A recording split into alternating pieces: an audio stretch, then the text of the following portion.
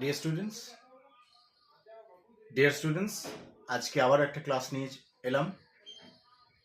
যেমনটা বলার, এই সকল ইংরেজি গ্রামারগুলো ভোকাবুলারিগুলো কিন্তু আগামী তোমাদের পরীক্ষাতে আসবে। চলো দেখা যাক সেটগুলো। তো প্রথমটা দেখো, I am worried dash the program. এটা কি? প্রিপোজিশনস বসাতে হবে। I am worried dash the program. Option আছে ইন, অ্যাবাউট, অফ। আমি চিন্তিত, ওরিড মানে চিন্তিত। আই এম ওরিড, আমি চিন্তিত কি না প্রোগ্রামটার বিষয়ে আমি চিন্তিত। তাহলে I am worried about the program, এটা হবে অ্যাবাউট। ওরিড মানে হচ্ছে চিন্তিত, তাহলে আমি প্রোগ্রামটার বিষয়ে চিন্তিত। ঠিক আছে, নেক্সট দেখো, নেক্সট হচ্ছে রিড বিটুইন দ্য লাইন্স। এটা একটা ইডিয়মস। এর মানেটা তোমাকে বলতে হবে, রিড বিটুইন দ্য লাইন্স, অর্থাৎ লাইনের মাঝে যেটা লেখা আছে সেটা উদ্ধার করো, সেটা পড়ো। ঠিক আছে, এটা আপাত অর্থ, কিন্তু এর ভিতরে অর্থটা কি? যে আন্ডারস্ট্যান্ড দ্য হিডেন মিনিং, লুকোনো যে অর্থটা আছে সেই অর্থটা খুঁজে বের করতে হবে। তাই রিড বিটুইন দ্য লাইন্স মানে হলো understand the hidden meaning. Understand the hidden meaning. Hidden মানে লুকোনো, হিডেন মানে লুকোনো, সেই লুকোনো যে মিনিং, অর্থটা, সেই অর্থটা তোমাদেরকে বের করতে হবে। এটার মানে হলো রিড বিটুইন দ্য লাইন্স। এটা একটা ইডিয়মসের প্রশ্ন। তারপরে দেখো, to make hay while Sunshine, এটা একটা ইডিয়মস। টু মেক হে, হে মানে হচ্ছে ঘাস বা খড়কুটো। সেই খড়কুটো বা ঘাস কেটে রাখো, জড়ো করে রাখো, কখন না হোয়াইল দ্য সানশাইন, যখন সূর্য উদিত হয়, যখন সূর্য মানে রৌদ্রোজ্জ্বল আবহাওয়া থাকে, তখনই আমাদের ঘাস সংগ্রহ করা উচিত। এটা মানে হলো to make hay while Sunshine. এটা এটা কিন্তু এটার অ্যাপারেন্ট একটা মিনিং, ওপরে আপাতত একটা অর্থ, কিন্তু এটা ভিতরে অর্থ। ইডিয়মস মানে সবসময় ভিতরের অর্থটা বুঝতে হবে। সেটা কি না to make good, to make good in a right time, অথবা এটা বলতে পারি অ্যাপ্রোপ্রিয়েট ইউজ অফ অপরচুনিটি। ঠিক আছে, সময়ের সৎ ব্যবহার করা। ঠিক আছে, তাহলে এটা আমরা লিখতে পারি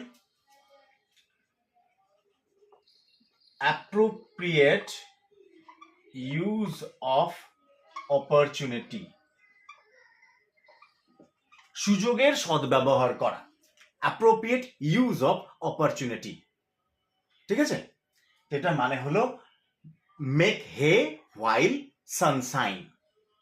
ঠিক আছে, তাহলে দুটো আমরা ইডিয়মসের পেলাম। এরপর দেখো সিমেট্রি।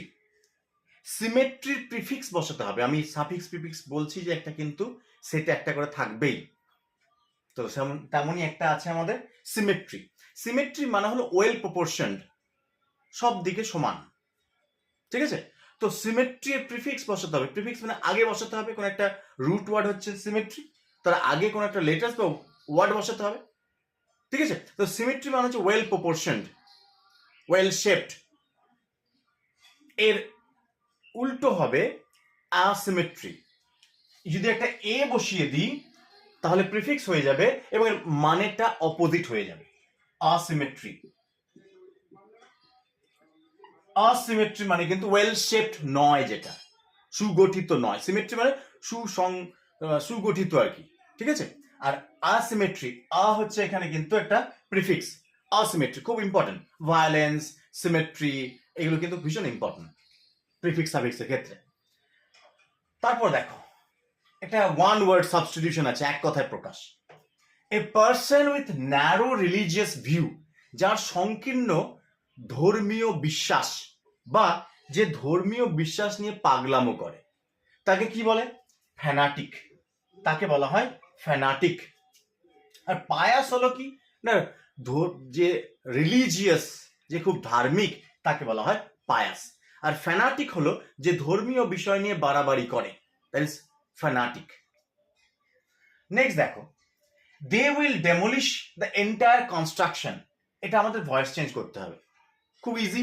ভয়েস চেঞ্জ আমরা জানি, তো দে উইল ডেমোলিশ মানে ধ্বংস করবে দ্য এন্টায়ার কনস্ট্রাকশন, তাহলে পুরো কনস্ট্রাকশনটা ধ্বংস করবে তারা।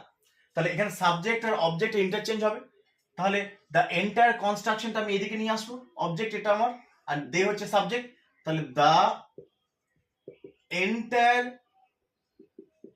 কনস্ট্রাকশন এটা লিখে দিলাম। আর দে আছে, দে থাকলে যদি সাবজেক্টটাকে আমি অবজেক্ট করি তখন হয়ে যায় দেম, তার আগে বসাতে হয় বাই। এবার দেখো একটা উইল আছে, উইল কি না, উইল আমরা জানি মডাল ভার্বের মধ্যে পড়ে, আর মডাল ভার্ব দিয়ে ভয়েস চেঞ্জের নিয়ম হলো modal plus B plus V3, এটা হচ্ছে নিয়ম। তাহলে মডাল কোনগুলো, may, might, can, could, shall, should, will, would, or to, এইগুলো হচ্ছে মডাল, তার মধ্যে উইল এখানে মডাল আমাদের আছে। তাহলে মডাল আমরা বসাবো উইল, এরপর কি বি বসাবো, এরপর কি ভার্ব কোনটা আছে ডেমোলিশ, ধ্বংস করা, এর V3 হচ্ছে ডেমোলিশড, ঠিক আছে। তাহলে আমাদের এখানে উইল বসালাম একটা মডাল, তারপরে বি বসালাম, তারপরে এই যে ভার্ব ডেমোলিশ এর V3, বোঝা গেছে। নেক্সট দেখো, Jack does this out of habit, এটা একটা ট্যাগ কোশ্চেন বা কোশ্চেন ট্যাগ ধরনের কোশ্চেন। কোশ্চেন ট্যাগ কেমন না, আমরা এটা যেটা বলতে চেয়েছে যে জ্যাক এটা সম্পূর্ণ স্বভাবতই করেছে, এরপরে ট্যাগ কোশ্চেন হলে আমরা বলি তাই নয় কি, বা তাই সে করেছে কি। এই যে তাই নয় কি, তাই সে করেছে কি, এই যে একটা আমার অ্যাসার্টিভ সেন্টেন্স বলার পর যে প্রশ্ন রাখি তাকে যে লেজুর রাখি তাকে বলা হয় কোশ্চেন ট্যাগ। তো কোশ্চেন ট্যাগ করার নিয়ম হচ্ছে এই অ্যাসার্টিভে যদি পজিটিভ হয় তাহলে এখানে আমাকে নেগেটিভ করতে হবে, এবং সেটা কিভাবে হয়, সেটা ভার্বকে ধরে হয়। এখানে ভার্ব কোনটা আমাদের ডাজ, তাহলে ডাজ আছে দেখো পজিটিভে, তাহলে এখানে কি করতে হবে না ডাজ নট, এবার সাবজেক্ট এখানে জ্যাক আছে, তাহলে জ্যাকের জন্য আমরা প্রোনাউন নেব, তাহলে ডাজ নট হি, তাহলে Jack does this out of habit, doesn't he. এবার যদি এখানে ডাজ নট থাকতো তাহলে এখানে হতো ডাজ হি, ঠিক আছে, বা যদি ইজ থাকতো ইজন্ট, তাহলে এইখানে যে ভার্বটা থাকবে এটা পজিটিভ থাকলে এটা নেগেটিভ হয়, এটা নেগেটিভ থাকলে এটা পজিটিভ হবে, ঠিক আছে, এবং তারপরে একটা সাবজেক্ট অনুযায়ী প্রোনাউন বসে। এরপরে দেখো, many people were carried dash by COVID-19, এটা একটা ফ্রেজাল ভার্বসের question. Many people were carried dash by COVID-19, অনেক লোক COVID-19 মারা গেছে। তো ক্যারিড অফ মানে হচ্ছে কিল্ড, মারা যাওয়া, ঠিক আছে। তো এটা একটা ফ্রেজাল ভার্বসের আমাদের একটা প্রশ্ন।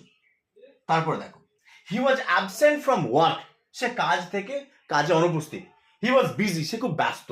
এটা কমপ্লেক্স সেন্টেন্স করতে হবে তোমাদের, অপশন থাকবে, আমি অপশন দিইনি। দেখো, তো সে কি না কাজে অনুপস্থিত, সে ব্যস্ত, তাহলে যেহেতু সে ব্যস্ত তাই সে কাজে অনুপস্থিত, তাহলে যেহেতু মানে হচ্ছে অ্যাজ, তাহলে কমপ্লেক্স সেন্টেন্স আমরা অ্যাজ হি ওয়াজ বিজি, কমা দেবো, হি ওয়াজ অ্যাবসেন্ট ফ্রম ওয়ার্ক। বুঝে গেছে? ওকে।